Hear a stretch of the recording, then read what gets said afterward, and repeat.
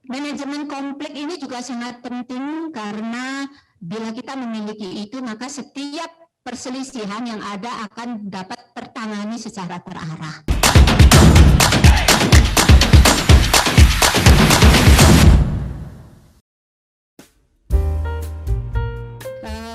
Tentu yang mewakili nanti adalah serikat pekerja, dan kalau di sana ada lebih dari satu, serikat pekerja inilah yang harus berunding antar mereka untuk keterwakilan mereka dalam merundingkan atau membuat building up perjanjian kerja bersama ini untuk diberlakukan di perusahaan. Baik, kalau misalnya nggak punya serikat pekerja, boleh? Kalau itu mungkin lebih ke perusahaan yang harus punya inisiatif, pengusaha yang harus punya inisiatif untuk membuat peraturan perusahaan. Hanya saja peraturan perusahaan yang dibuat oleh pengusaha itu harus diterima oleh perwakilan pekerja, setidaknya 2 orang. Oke, sudah lengkap sekali. Nah, kalau ngomongin masalah Undang-Undang Tenaga Kerja tahun 2013, ya sekarang ini kan memang ada diperbaharui, kita bilangnya diperbaharui atau ditambahkan melalui Undang-Undang Cipta Kerja tahun 2020. Saya lebih suka bilang diremajakan ya. Diremajakan, dia lebih remaja katanya ya. Kalau yang dibilang Undang-Undang Cipta Kerja mungkin yang biasa kita kenal sebagai Undang-Undang Omnibus Law, betul begitu? Iya, betul, karena itu adalah gabungan dari 11 undang-undang ya, 11 bagian ya. Iya, baik kalau begitu. Terima kasih Bunda Asi, silakan dilanjutkan. Ya. Nah, sebelum kita lanjut, saya mungkin mengupas sedikit tentang sejarah, karena kita ngomong tentang hubungan industrial ya. Sejarah kenapa kok bisa ada hubungan industrial? Nah, tentu tidak terlepas dari sejarah berdirinya serikat pekerja itu dari prakolonial ya, dari zamannya mungkin raja-raja di Eropa, di mana sistem perburuhan itu masih kencang dengan unsur perbudakan. Kemudian berkembang ke zaman kolonial ya. Saat zaman kolonial itu sudah ada perburuhan ya, sudah ada anggota perburuhan yang gerakannya dimulai di Eropa ya, untuk menghapuskan perbudakan itu. Nah, dan ini diakui setelah tahun 1833 terjadi pergerakan yang cukup masif di Inggris yang menyebabkan pekerja-pekerja atau buruh-buruh menyatukan diri.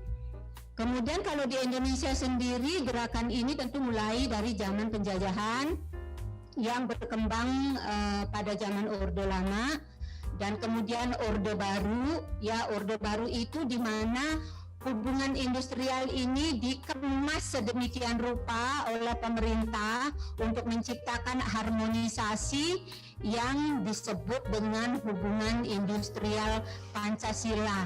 Nah, zaman Orba ini kita selalu mendengarkan yel-yel salam HIP ya pada saat itu. Kemudian begitu Orde Baru berakhir diganti oleh Orde Reformasi, keluarlah Undang-Undang Nomor 2001 tentang Serikat Pekerja yang mengatur tentang organisasi pekerja di Indonesia, di mana lebih terbuka dan lebih reformis mereka, seperti yang kita saksikan sekarang ini. Mungkin ada sesuatu yang kurang jelas, mungkin harus saya saat ini sih sudah cukup jelas. Sudah ya. Saya boleh lanjut Pak Uci? Oke. Nah, bagaimana cara mengorganising healthy relationship? Tentu kalau bagi kami yang cukup lama bergerak di human resources ya, kita sudah melewati banyak cerita pahit, getir, asam, garam, manis ya, semua kami lewati, dan itu tentu merupakan sesi pembelajaran buat kami dalam mengelola sumber daya manusia, bagaimana untuk menciptakan harmonisasi. Paling penting adalah mutual respect ya. Komunikasi itu penting sekali dan transparansi itu penting sekali ya. Caranya bagaimana? Ya, kita harus membangun manajemen konflik sedemikian rupa dan membentuk tim deteksi dini. Nah, sebenarnya deteksi dini ini boleh dilakukan oleh LKS bipartit yang ada dalam perusahaan, ya, karena fungsi mereka memang deteksi dini. Kalau ada kasus-kasus, mereka diskusikan, kemudian mereka berikan rekomendasi kepada perusahaan maupun serikat pekerja bagaimana penyelesaiannya. Ya, nanti tetap yang menyelesaikan adalah pertemuan bipartit antara pekerja dengan pengusaha, bukan LKS bipartitnya yang dalam bentuk lembaga. Ya, nah, manajemen konflik ini juga sangat penting karena bila kita memiliki itu, maka setiap perselisihan yang ada akan dapat tertangani secara terarah. Ya. Dan selanjutnya, bila mana kita sudah mempunyai tim deteksi dini, mempunyai sistem manajemen konflik yang baik, kita juga perlu melakukan review KUC, ya, review terhadap apa-apa yang sudah kita laksanakan, apakah kita sudah compliant terhadap aturan-aturan yang ada atau belum. Ya, nah, apabila kita sudah melakukan review, kemudian boleh juga kita melakukan audit, ya, memeriksa apakah ada hal-hal yang belum kita laksanakan yang diamanatkan oleh undang-undang yang berpotensi menciptakan konflik berikutnya antar pengusaha dengan pekerja. Pada dasarnya kan setidak mampunya perusahaan harus bisa meyakinkan to pay minimum by the law, gitu KUC. Oke, berarti harus dibayar sesuai dengan undang-undangnya. Iya. Dan tadi juga menarik juga nih, Bunda. Tadi kan Bunda bilang ada yang namanya bipartit LKS dan ada juga tadi yang maksudnya perundingan bipartit. Bisa minta tolong lebih dijelaskan apa itu LKS-nya dan apa itu perundingan? Apakah memang bisa ada perundingan tanpa ada LKS? Iya, bisa. Jadi begini, saya jelaskan, mungkin nanti Ayah Nala bisa nambahin, ya. Gini, kalau LKS bipartit itu adalah lembaga yang diwajibkan oleh undang-undang, ya. Punya 50 orang karyawan harus punya LKS bipartit sebagai forum komunikasi, sebagai tim deteksi dini yang untuk membantu terciptanya hubungan industrial yang harmonis, ya. Sedangkan rapat perundingan bipartit itu adalah proses, ya, di dalam perusahaan yang menyelesaikan suatu permasalahan melibatkan dua unsur yang ada di perusahaan itu, pengusaha dan pekerja. Pekerja bisa diwakili oleh serikat pekerja. Jadi beda, jadi mereka bukan sesuatu yang sama. Istilahnya memang bipartit, agak-agak mirip, tapi sebenarnya fungsi peran mereka itu beda. Yang satu lembaga, yang satu proses. Oke, baik. Kalau di tempat Ayah Nawa sendiri, Ayah Nawa punya serikat pekerja, Ayah? Ada serikat pekerja. Ada, berarti ya. Bahkan hampir seluruh karyawan menjadi anggotanya. Wow, luar biasa. Seluruh karyawan jadi anggotanya. Iya. Baik, ini juga menarik sekali. Kita akan bahas lebih lanjut mengenai serikat pekerja ini nanti, ya, karena memang ada sesi curhatan nanti yang akan kita lakukan. Oke, thank you Ayah Nawa. Mungkin Bunda bisa dilanjutkan. Baiklah, perlu saya ingatkan di sini dan saya ingin berbagi bahwa dalam hubungan industrial itu pasti tidak akan bisa terlepas dari konflik, ya. Saya yakin teman-teman yang bergerak di human resources pasti sudah pernah menangani sebuah konflik, baik itu yang levelnya kecil maupun yang major, gitu, ya, yang sampai membuat heboh dunia, ya. Nah, ada beberapa hal yang bisa memicu konflik itu, ya, Kak Uci, ya. Konflik itu bisa muncul atas dasar hak, kepentingan, dan juga PHK, ya. Kalau yang dasar hak itu artinya bahwa mungkin tunggu dulu Bunda. Ini kita mau ada polling nih Bunda. saya belum Kita bahas mengenai hal yang dapat memicu perselisihan hubungan industrial. Untuk teman-teman yang sedang online, kami akan perlihatkan polling dan kemudian minta tolong partisipasinya diisi, ya, menurut hati nurani teman-teman. Tidak ada kata benar dan salah, maka silahkan mencoba. Ya, kita tunggu dulu nih Bunda, karena memang kita mau memang membuka gimana sih pemikirannya teman-teman mengenai hal-hal yang dapat memicu perselisihan. Ini semacam tes gitu ya, Semacam, ya kita cuma pengen tahu aja sih Bunda, supaya memang semuanya nanti setelah ada pemaparan jadi lebih jelas lagi, bukan begitu ya yang Iya. Testing the water. testing the water kalau kata Ayah Nawal. Iya, Isn't it hot enough? today agak cloudy sih sebetulnya. Iya. Biasanya kalau yang Ubud area biasanya sih kalau sore-sore udah hujan ya, apalagi hari begini. Ya. Tapi kalau Jimbaran pagi-pagi tuh sukanya. Oh, Jimbaran pagi-pagi, beda lokasi, beda hujannya. Jimbaran sudah berubah jadi daerah bayang-bayang hujan. Bayang-bayang hujan. Wow, seperti ada lagunya. Yang hujan Bulat masuk bulan bulat Jimbaran. Baiklah kalau begitu. Iya. Apakah sudah semuanya? Oh belum. Kita masih kasih tenggang waktu nih untuk teman-teman membaca kemudian mengisi pollingnya. Karena menarik banget nih. Nanti sebelum dibongkar sama Bunda Asi, jadi teman-teman sudah tahu.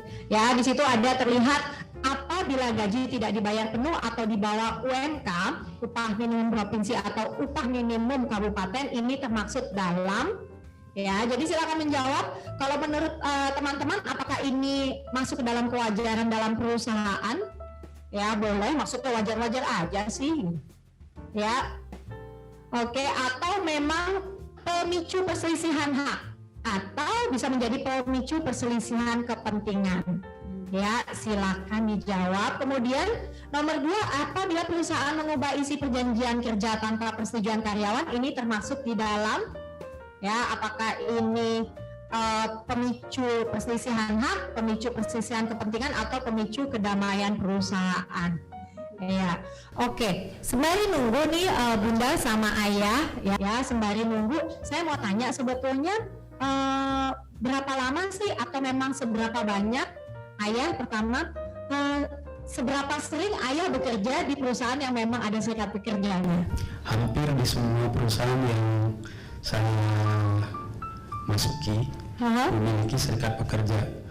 Nah, perlu saya garis bawahi, serikat pekerjanya kuat-kuat banget. Yang dimaksud kuat banget itu apaan sih Ayah? Mereka yang memang sangat menguasai mengenai hubungan industrial, hukum ketenaga kerjaan. Kadang-kadang saya sendiri bisa dibuat kewalahan dengan pemahaman mereka yang menurut saya jauh lebih paham daripada saya.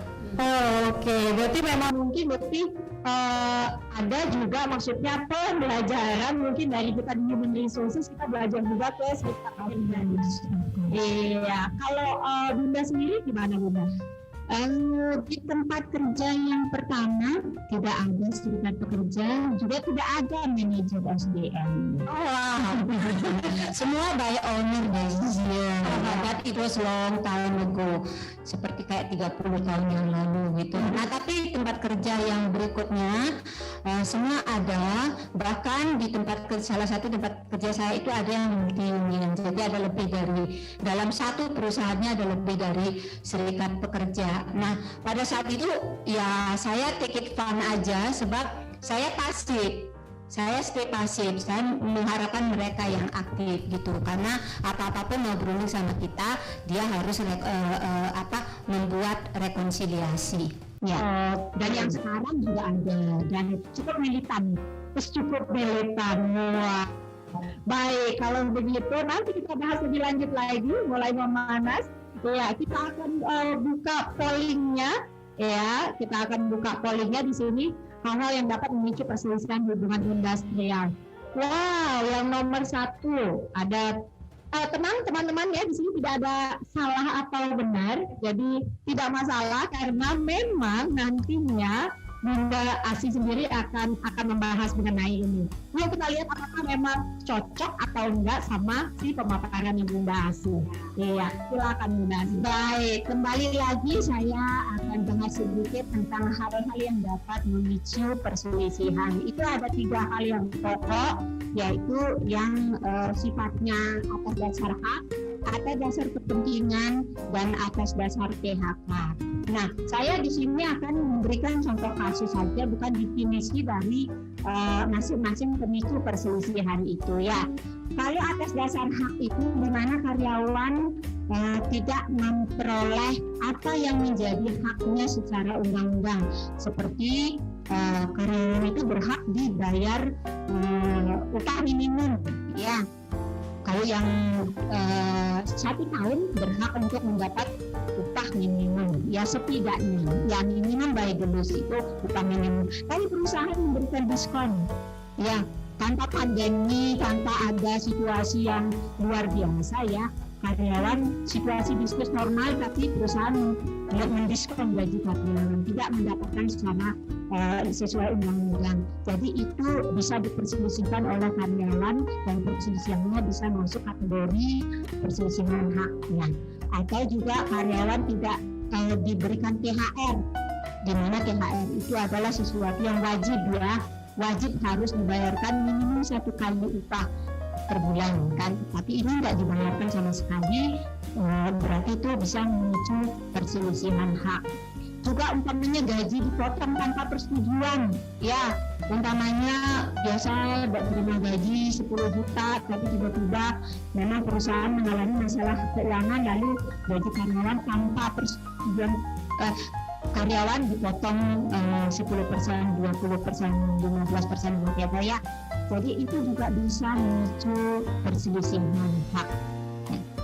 Nah, kalau yang dimaksud dengan kepentingan adalah yang dasarnya adalah kepentingan dari masing-masing partner ini ya, seperti contohnya perusahaan mengubah isi perjanjian kerja atau perjanjian kerja bersama tanpa persetujuan karyawan atau tanpa persetujuan dari serikat pekerja, itu boleh dimasukkan kategori masuk ke perselisihan yang dasarnya kepentingan.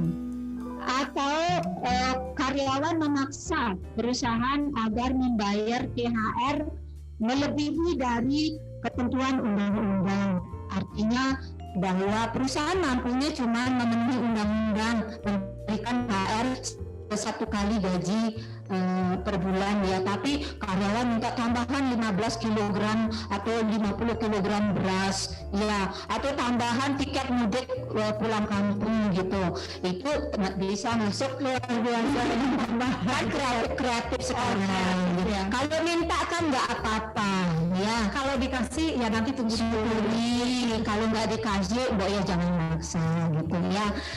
Nah, yang terakhir nih Kak Uci ya, yang atas dasar PHK, artinya PHK ini sudah kita ketahui pemutusan hubungan kerja, hal-hal yang terkait dengan pemutusan hubungan kerja, seperti contoh perusahaan memutuskan hubungan kerja secara sepihak tanpa kesepakatan dengan karyawan. Ya, artinya PHK boleh, tapi kan harus disepakati dengan karyawan. Atau sebaliknya karyawan yang memutuskan hubungan kerja tanpa memenuhi persyaratan-persyaratan yang ada di perjanjian kerja, ya itu bisa juga terjadi. Saya sendiri pernah mengalami itu sampai ke PHI, sampai ke Mahkamah Agung malah ya. Jadi itu bisa saja terjadi. Nah, ini bisa masuk kategori perselisihan karena PHK, akibat PHK. Dan kalau karyawan itu biasanya yang dia langgar adalah pemberitahuan yang belum 30 hari.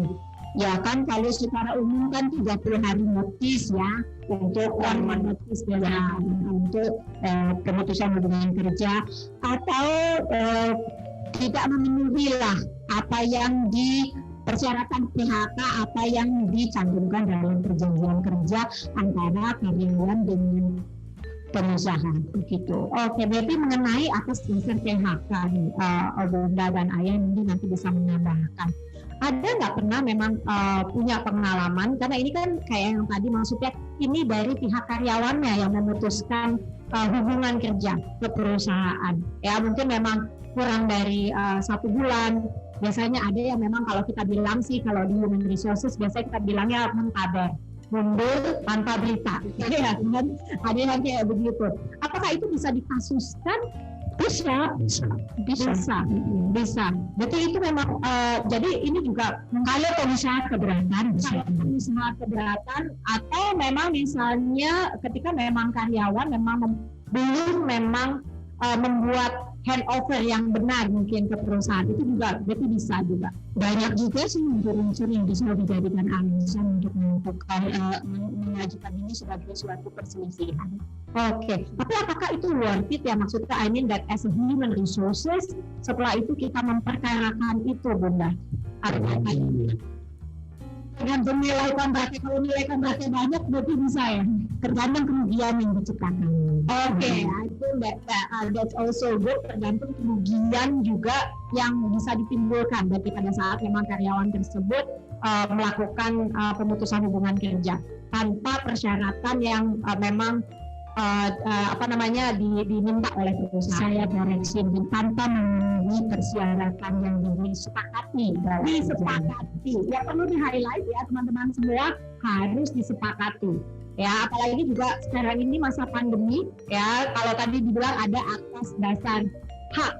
Ya, atas dasar hak gaji tidak dibayar penuh. Ya, kalau lagi pandemi perusahaannya cuma bisa segitu, ya kayaknya kalau bahasa Balinya kambing dulu ya. Nah, kalau pandemi ini kan sudah ada edaran dari tenaga kerja. Jadi itulah acuannya ya.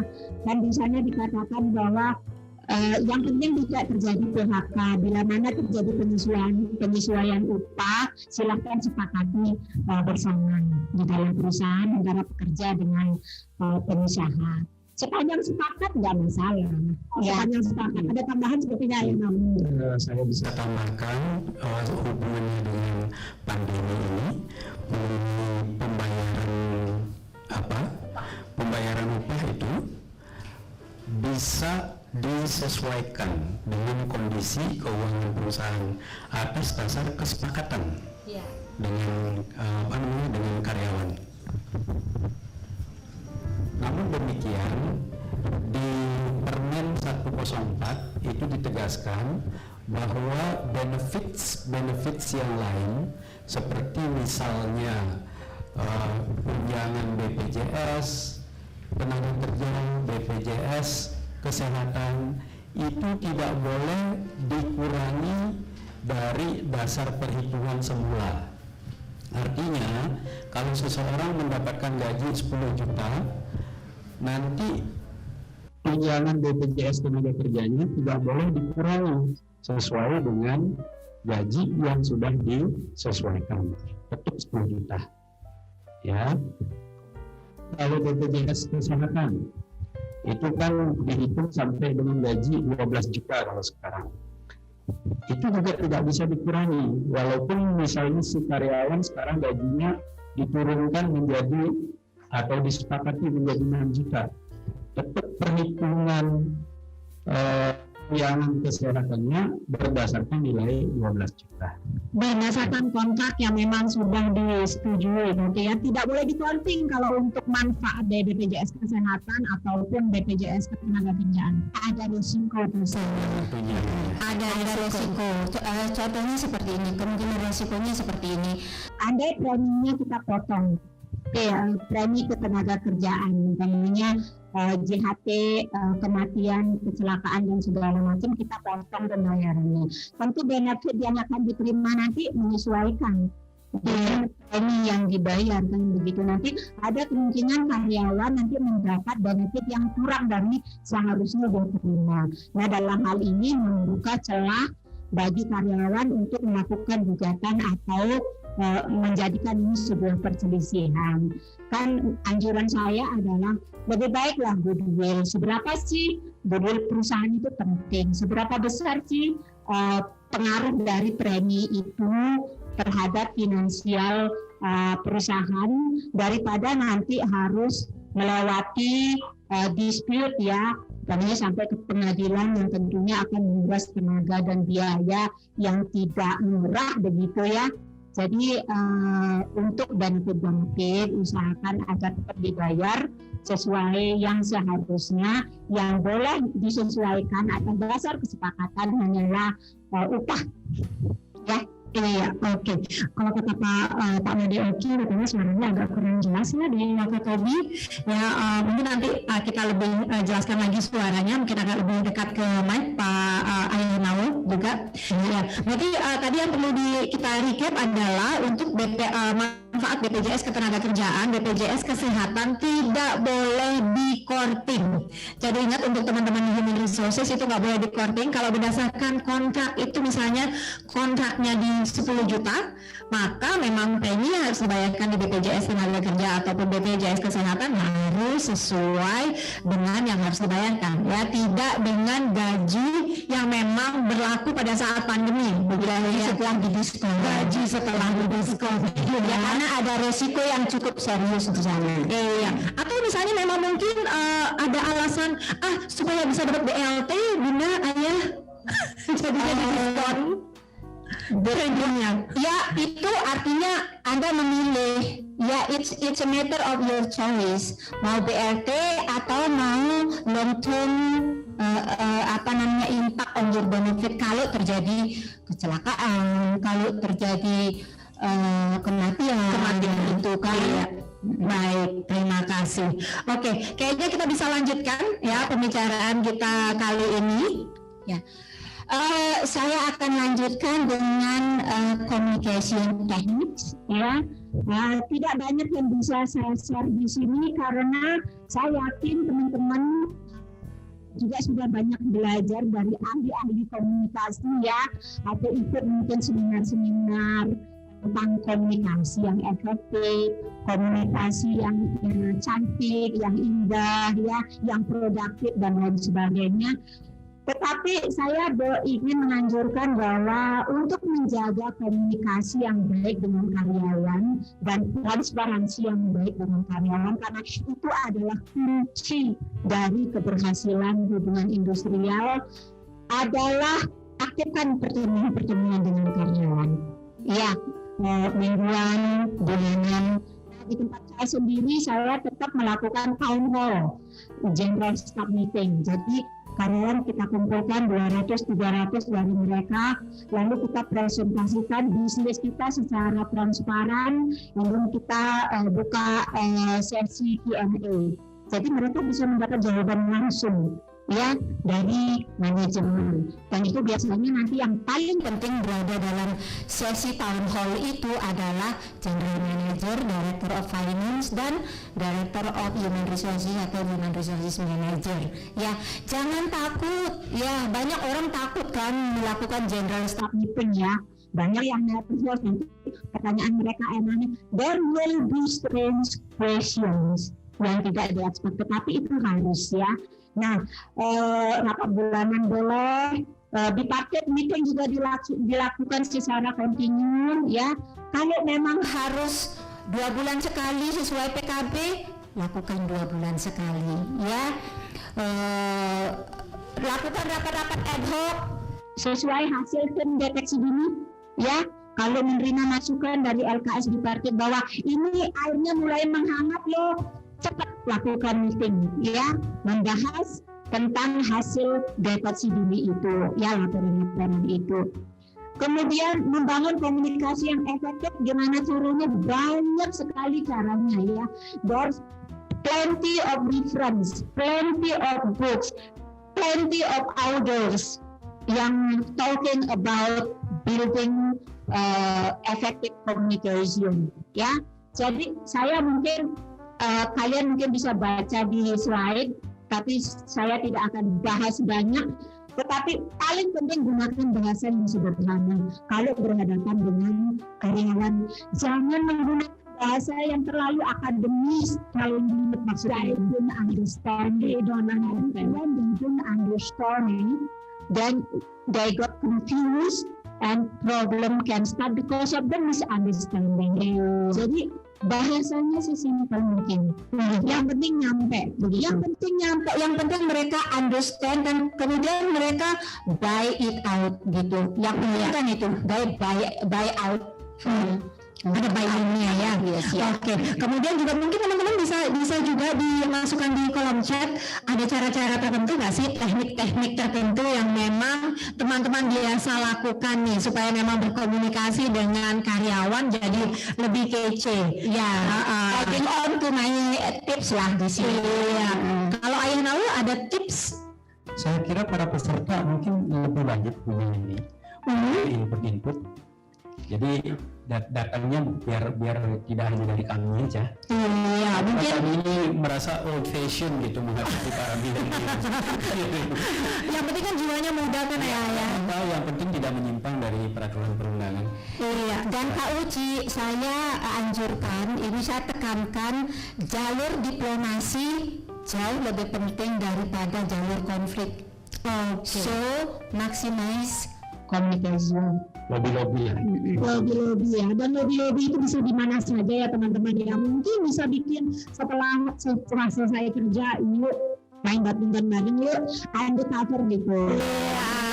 Undercover ya, mungkin bisa yuk hangout bareng yuk sambil ngobrol-ngobrol. Betul. Iya, jadi untuk cari tahu sebetulnya di bawah itu lagi ada resep apa sih? To embrace them ya. To embrace itu perlu pengorbanan ya, yang tadinya merasa nggak mau dekat-dekat karyawan, jaga image. Kalau konflik itu jaga image itu nggak bermanfaat. Jadi the most important is how to step down, be on the grassroots and embrace them. Oke, wow, luar biasa sekali di recap sama Bunda Asih. Mungkin setelah ini bisa kita lanjutkan ya. Nah, teman-teman akan ada sesi 5 menit break. Teman-teman bisa ambil kopinya, bisa ambil cemilan, atau bisa juga ke toilet sebentar. Nah, sembari juga akan ada video yang memang kita putar nanti sebelum Ayah Nawa akan membahas mengenai hal ini lebih lanjut ya. Oke, see you. See you.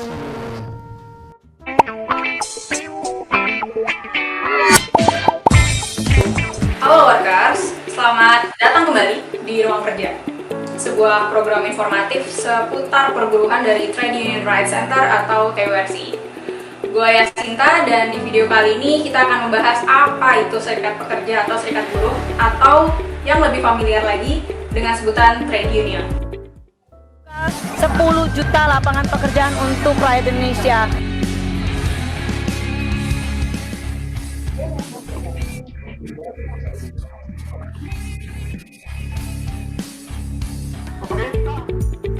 Apa sih serikat itu? Kalau merujuk ke Undang-Undang Nomor 21 Tahun 2000 tentang Serikat Pekerja Serikat Buruh, dijelaskan bahwa serikat pekerja atau serikat buruh adalah organisasi yang dibentuk dari, oleh, dan untuk pekerja. Sifatnya bebas, terbuka, mandiri, demokratis, dan bertanggung jawab dalam membela atau melindungi hak pekerja dan keluarganya, termasuk untuk meningkatkan kesejahteraannya. Jadi, serikat atau union itu adalah sebuah wadah yang khusus diperuntukkan untuk pekerja atau buruh. Serikat bisa dibuat oleh siapa aja. Yang penting, mereka adalah pekerja. Mau level apa aja.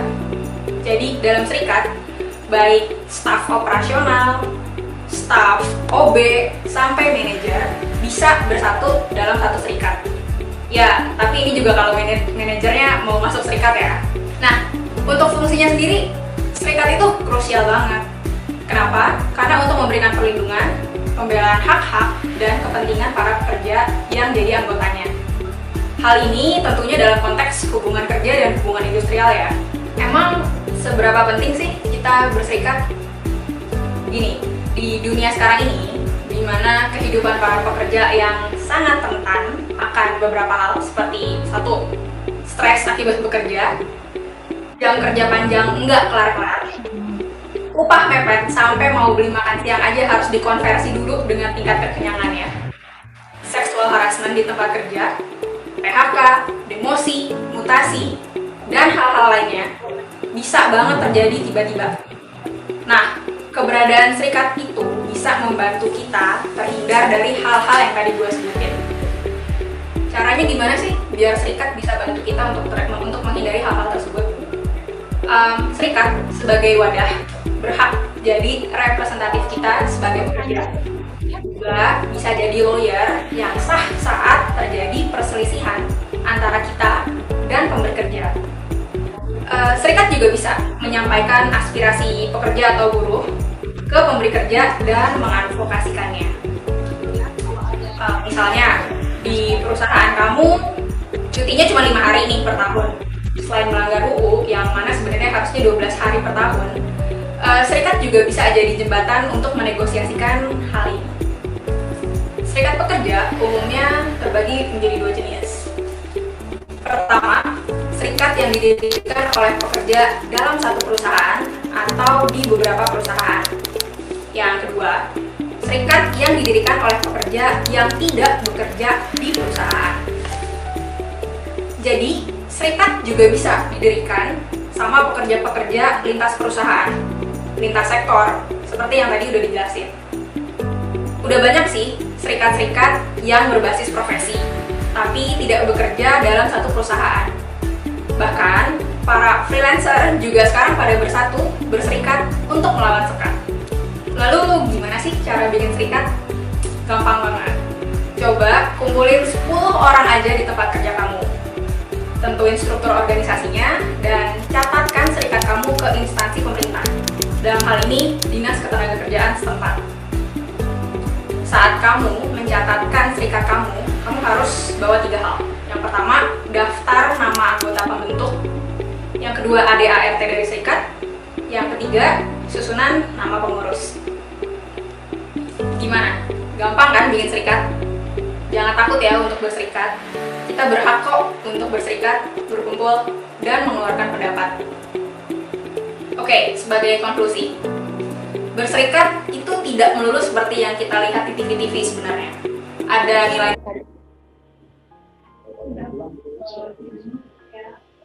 nilai kebersamaan, solidaritas, toleransi, kreativitas, dan lainnya yang bisa kita dapatkan dalam berserikat. Khususnya sebagai anak muda nih, berserikat juga sebenarnya bisa banget menjadi wadah inovatif dalam menjalankan pekerjaan. Jadi berserikatlah untuk menunggu sekat dan berserikatlah untuk kondisi kerja yang layak bagi semua orang. Akhir kata, jangan lupa untuk subscribe, like, dan komen akun TWC Channel. Kalian juga bisa keep in touch dengan isu perburuhan lewat sosial media kami. Gue Yasinta dan terima kasih sudah mampir di ruang kerja.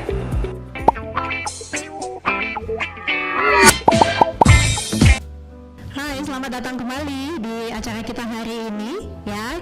Tadi sudah ditampilkan sebuah video mengenai apa sih serikat pekerja dan bagaimana cara buatnya. Ya, nanti kita juga akan bahas lebih lanjut dengan Ayah Nawe saat ini yang memang akan membahas mengenai how to mitigate the impact of industrial relation disputes. Ya, untuk waktu dan tempat saya persilahkan Ayah. Terima kasih Uci. Terima kasih semua participants yang sudah hadir di sore hari ini. Selamat datang sekali lagi. Saya sangat senang sekali bisa berada di hadapan Anda, membagi sedikit pengalaman saya, mudah-mudahan nanti bermanfaat. Ketika kita berbicara disputes, mungkin untuk sebagian dari kita itu adalah hal yang menjadi momok sebenarnya. Kita sendiri tidak ada yang berharap pengen punya disputes di dalam hubungan industrial. Namun sebaik-baiknya hubungan industrial, disputes itu tidak bisa dihindari. Dan kita harus hadapi dan harus selesaikan. Nah, itulah tujuan daripada kita ketemu di sini berbagi masalah hubungan industrial. Jadi tujuan utamanya mungkin tadi tidak secara eksplisit dibahas oleh Ibu Asih.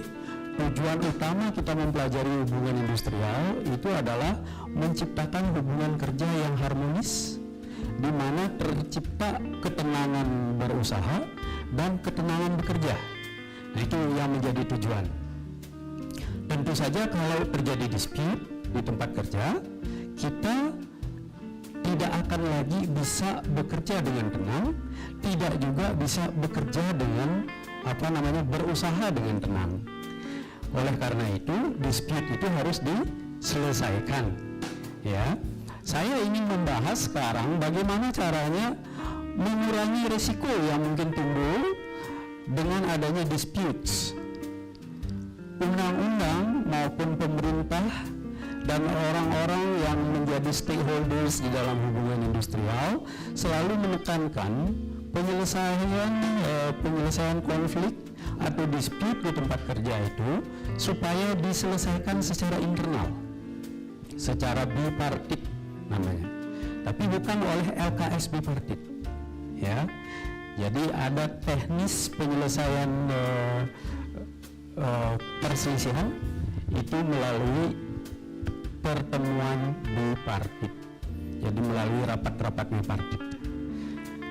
Nah, secara teoritis yang namanya pertemuan ini nanti akan dibuat berupa perundingan. Perundingan itu dilakukan oleh para pihak. Dalam hal ini tentu saja pekerja dan pengusaha yang berkonflik atau yang berdispute atau yang sedang berselisih. Ya, jadi ada 3 unsur penyebab perselisihan. Jadi itu perlu dibahas. Ya, jadi perundingan yang saya mau sampaikan sekarang ini ada perundingan bipartit, kemudian ada perundingan mediasi, ada juga perundingan arbitrase, ada juga perundingan rekonsiliasi. Yang paling sering kita lakukan di dunia human resource adalah sampai ke mediasi. Biasanya dari mediasi lanjut ke PHI. Ya. Tetapi yang paling sering dipraktekkan dan diminta oleh pengadilan adalah kalau nanti akan sampai ke PHI, maka perundingan bipartitlah yang paling selalu ditanyakan. Bahkan prakteknya kalau kita sampai ke tripartit, artinya sama-sama membawa kasus perselisihan ke Dinas Tenaga Kerja misalnya, ke mediator Dinas Tenaga Kerja, kita itu di sana akan bipartit ulang biasanya. Ya, itulah betapa pentingnya perundingan bipartit itu harus dilakukan. Sedapat mungkin memang kita sebagai tim HR yang profesional, kita harus menyelesaikan bipartit itu di perusahaan supaya tidak bolak-balik dari dinas dilempar lagi ke perusahaan, dari perusahaan nanti kita lapor lagi dan lain sebagainya. Lebih bagus ketika kita melapor, dipanggil, disuruh berunding kembali, kita balik ke perusahaan, di perusahaan kita selesaikan. Nah itu. Setelah itu disaksikan biasanya oleh mediator, dikasih cap apa segala macam, dan kalau hasil perundingannya tidak sepakat, baru kita biasanya nanti bersama-sama ke PHI, ke langkah berikutnya. Nah, tadi ada perundingan arbitrase, itu lembaganya memang ada lembaga arbitrase yang memang ditetapkan juga oleh negara melalui Kemenhumkam. Jadi ada juga perundingan rekonsiliasi. Ini juga berdasarkan kesepakatan terlebih dahulu kita mau kemana gitu. Dan ini tidak terlalu penting untuk kita bahas lebih lanjut karena ini juga untuk di Bali terutama atau di Indonesia bahkan jarang sekali memakai jalur ini. Walaupun jalur ini disediakan untuk menyelesaikan suatu perselisihan.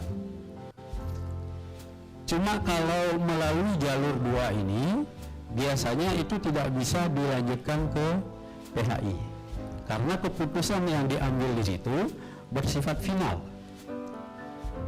Jadi harus dihargai, tidak bisa lagi dibanding. Gitu. Ya.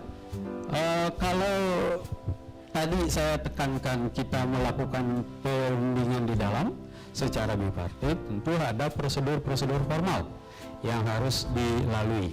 Jadi dari tahap persiapan sampai dengan tahap perundingan, sampai dengan tahap membuat kesimpulan perundingan. Kesimpulan perundingan itu selalu hanya ada dua, sepakat dan sepakat untuk tidak sepakat. Sepakat, Iya. tapi untuk tidak sepakat. Untuk tidak sepakat. Oke. Dan Nah, kalau itu- nggak salah ya ayah saya tambahin itu harus minimal dilakukan 3 kali. Iya, benar. Oh, maksudnya 3 kali itu gimana? 3 pertemuan. Iya. 3 pertemuan. Oke. Pertemuan bipartit itu sekurang-kurangnya sudah dilakukan 3 kali. 3 kali, oke, misalnya 3 kali, sekalinya itu aduh nggak sepakat, Belum sepakat. dilakukan lagi. Nanti akan dilakukan pertemuan bipartit ulang atau Oke. perundingan ulang lagi untuk menyelesaikan, untuk berupaya bersama-sama mencapai kata sepakat. Oke, kalau sampai 3 kali sepakat untuk tidak sepakat dan itu final. Itu sudah dianggap berlarut-larut dan itulah yang disebut dengan perselisihan. Baik. Nah, perselisihan itu sebelum dibawa ke mediator biasanya memang sudah disepakati untuk tidak sepakat.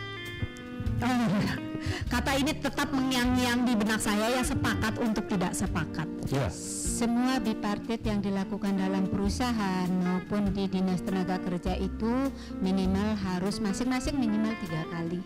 Masing-masing minimal 3 kali. Waduh, berarti sebetulnya ini melelahkan ya, panjang. panjang sekali. jalannya. Belum itu minimal ya, minimal 3 kali di tingkat mediasi, minimal 3 kali di tingkat perusahaan. Belum lagi nanti kasus balik dari mediator. Mediator biasanya tidak langsung mau mengadakan sidang bipartit. Pasti disuruh lagi. Kelihatannya ini nggak maksimal. Balik lagi dulu deh, gitu ya. Kalau dijadikan 4 kali juga bisa. Ya, Kalau umpamanya mediator melihat masih mungkin dicoba lagi sekali. Ada possibility ini kayaknya gitu ya, usaha dulu dong gitu ya. ya. Sebelum di depan saya kalian ini berunding, coba berunding sekali lagi deh di luar pengetahuan saya gitu. Nanti saya pengen tahu hasilnya bagaimana. Nah, itu. Oh, oke, baik. Silakan lanjut Ayah Dama. Ya, jadi kalau sudah ada perselisihan di suatu organisasi,